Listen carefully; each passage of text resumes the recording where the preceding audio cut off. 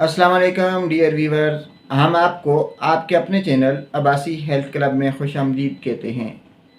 नाजरीन, आज हम आपको बवासीर के बारे में बताते हैं कि ये बवासीर होती क्यों है। डियर व्यूवर्स, बवासीर एक नामुराद और तकलीफ़ देह बीमारी है। यह बड़ी आंत और मकद के सोजश के नतीजे में पैदा होती है। मकद के अंदर वरीदों के फूल जाने को बवासीर कहते हैं।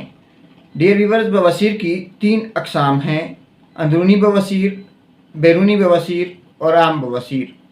बवासीर ज़्यादातर ज़हनी और एसाबी तनाव में रहने वाले लोगों को होती है। मरगन, बादी, गोश्त, तेज़ मिर्च मसाला, चावल, फास्ट फूड, कोला, मशरूबात और शकील अशिया के शौकीन अफराद अक्सर इसका शिकार नज़र आते हैं।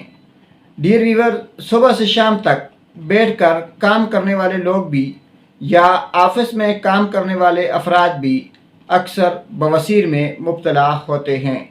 मोटापे के शिकार अफराद को बवासीर जल्द होने के अमकानात बहुत ज़्यादा होते हैं।